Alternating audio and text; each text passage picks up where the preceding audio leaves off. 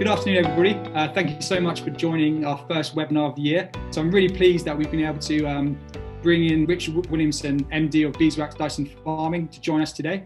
And we'll touch on a few topics, but mainly around innovation, sustainability. I'd quickly like to introduce myself. So I'm Giles Barker, one of the co-founders at KisanHub. So KisanHub is one of the leading agricultural software companies in the industry, so providing solutions. Beeswax Dyson Farming, I believe, is one of the largest commercial farming companies in the UK. But without more further ado, Richard, great to have you on board. And could you introduce yourself to the rest of the audience and also a bit more about Beeswax Dyson Farming? Certainly. Well, Giles, thanks for the introduction. And I feel very humble today.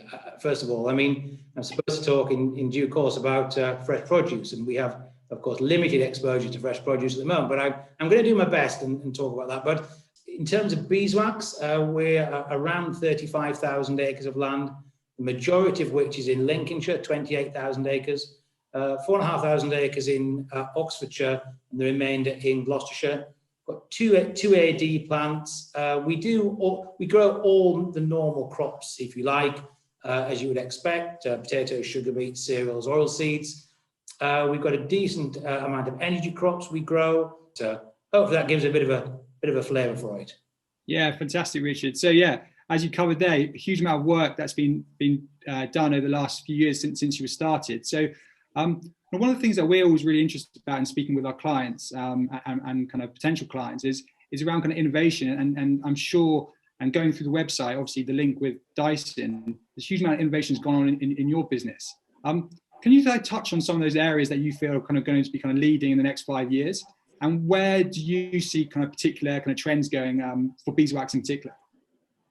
Yeah, certainly, Giles. I think, first of all, I think innovation is normally driven by necessity. People tend not to innovate unless they really need to. And I think certainly in the combinable crop sector, the removal of basic payment and that level of support will force people to innovate. I think the other thing is that people need to innovate to capture more market share going forward. And I mean, it's one of the things that James Dyson has been very if you like, keen on, is the idea that, okay, you might innovate to start with, and then you worry about being caught up, but then you just have to innovate again. There's two or three things that I just want to mention briefly, and I want to talk about data. And people harp on about data all the time. It's that thing that, people get really excited about. But for me, with a relatively decent-sized operation, data is really important to us because we just need to start to make better decisions, and we need clarity of data. And it's really important that we don't have confusing messages there. I think it gives visibility, data, really, really important there.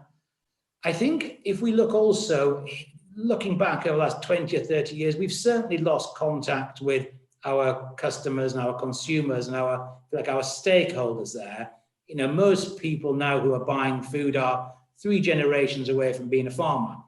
And in that sense, the connection is almost lost. But digitization certainly could help that. So bringing back to life the physical activity and connecting people to their food and where it's produced and how it is, I think we will absolutely need to do that. I think robotics and AI, is moving so quickly now. It's almost, if you like, if you can dream it, it will happen. The speed of innovation there and the technology is so interesting. I think the other thing is that within industry, not farming, there's so much technology and AI capability available that is not utilized properly. It's seen as a sort of project, whereas if we access that in agriculture through whatever means, it will mean that we can start to use that. I've spent some time at Imperial College, and they show me things there which are, I think, absolutely scary beyond belief and wonderfully exciting. And it's sort of old hat to them, but it's really applicable for us. Carbon's clearly going to, carbon accounting is something that people, if you like, have on their tick list. It will become embedded in due course, a little bit like, historically, for instance, farms, health and safety was something that was you did when you didn't have anything else to do. It then became embedded. HR became embedded, finance became embedded, and carbon for certain will become embedded. So I think those are the areas where we'll see some innovation for certain. Yeah, that's fantastic. I think I want to pick up on a couple of those thoughts there. So I really liked you said, look, innovation comes through necessity. and that kind of drives kind of where you look to in the first instinct. One of the other things I'd like to pick up on is the carbon side. So I was reading on your website the other day that you are the first large-scale commercial farm to be carbon neutral. So how, I guess, how did that come about? And also when I was speaking to some of our clients, they were kind of really interested about, obviously that was a kind of a decision that you took, and obviously that required capital investment. So what was the kind of decision making around that, and how did that come about? Yeah, sure. Well, I mean, I think we were looking to start with about, it's a very young business, it's not old at all. And we knew that we were going to receive less support for our combinable crops and livestock going forward. So we had to think about what we might do. We then started to look at the way the government were heading in terms of the focus. And there was a lot of focus on, public money for public goods. We then make some kind of assessment of what the likelihood was of those things being able to be measured. And we looked at air quality, and we looked at water quality, and we looked at soil quality. Carbon was something that we started to measure. And once we realized what it entailed, we got some really great surprises.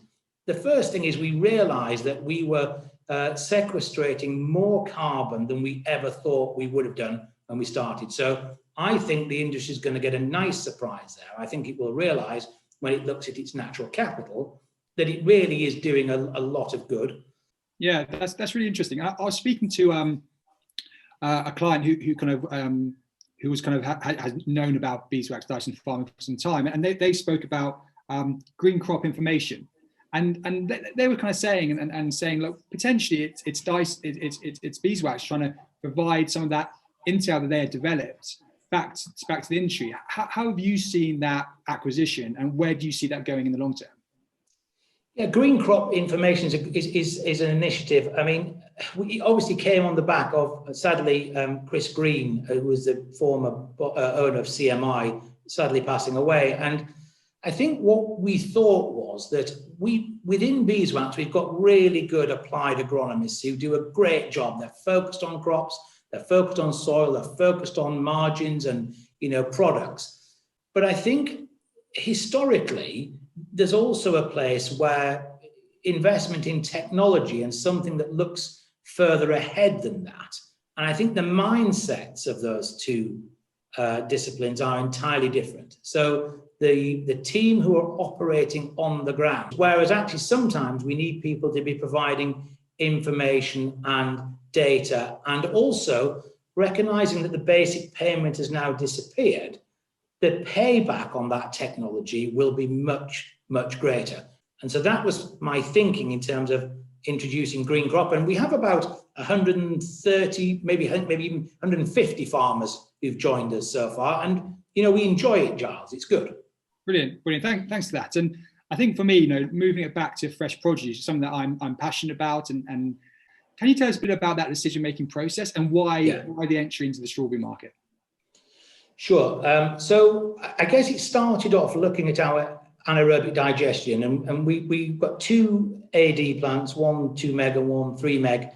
And I guess we started to look at the feed-in tariff, because the feed-in tariff was originally a 25-year contract. And we were thinking, actually, interestingly, about maybe having a third AD plant. But when we looked at the economics of it, it was clear that without feed-in tariff, there was no real sensible business case there. But why not, for instance, keep that energy within the business and have a proper circular farming system? And then rather than selling at wholesale, why not use electricity, for instance? Why not use that to do something with? And then, you go to the AD plant and you see at times hot air disappearing up into the atmosphere, and you think, well, that really is a waste, from time to time. So we thought about what we would do to create a closed farming circle.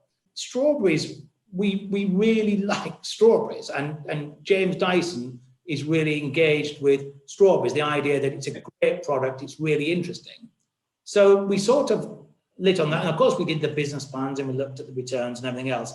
And also we looked at the level of risk as well, in terms of we didn't want a commodity, but we didn't want something that was reputationally risky. Strawberries seemed to fit the bill. And by the way, I didn't plant any of them, just so we're sure. Yeah, that looked like a very difficult and hard job. Yeah, I would not sure I'll be up for that one either. And that diversification, yeah, is a very interesting point. I think it comes back to kind of my own family farm, and having that diversification kind of keeps things interesting, but also keeps it balanced. So going back to innovation, and in particular software, I know we've had discussions between the two companies around kind of digital low tickets and paperless passports. And I know you've made some strides in that space, especially around kind of grain passports and so on. Was that from again necessity within your business, or was that kind of an opportunity where you're like, well, let's get rid of some paper and reduce the carbon? Like, what was that decision making behind kind of building that and developing that solution? I think when it's again driven out in necessity, and I think when we had X number of grain stores, and I mean we have let's say 50,000 tons of wheat there or thereabouts, and and you're seeing people filling in bits of paper, and it gets blown around, and then they lose it on the forklift, and then you end up having to have people in offices just filling in paper aside from loading lorries. And then you see all come into the offices, and people, you need, well, of course, we've got more grain, so we suddenly need more people to process it. You outgrow the system, and then you sort of add more people. Then you just get bored with it, or I do anyway. I just think, why do we just have to keep doing this? So that forces the innovations. Why would you set out to waste time when you don't need to? Just, it's daft.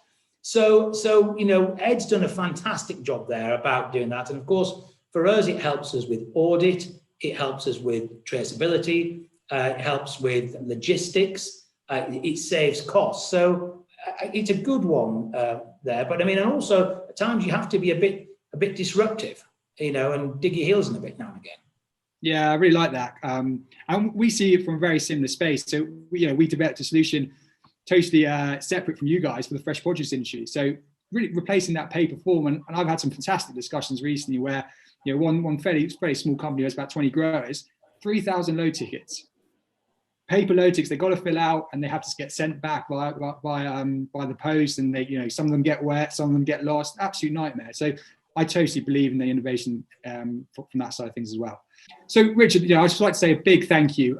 Just like to let everybody know that we host these every month, so 30-minute sessions with industry leaders, and it's great to get you all along to those next sessions. Richard, final word from you. Anything for the audience? No, I don't think so. Hopefully, if there are any questions that people would like to ask, that's great. I think the other thing is, we're all in this together. It's interesting times. I think I would make a plea for more collaboration between us all, if I can. Nobody's an island here. And I think, if we look at what's happening in fresh produce and general produce, let's say in the Netherlands, then there's really a much higher degree of collaboration than there is perhaps here. So I think that would be my plea, if you like. Well, fantastic. Well said. And thank you so much again, Richard. And I'll obviously speak to you all soon. Thank you very much. Cheers, Thank Richard. you.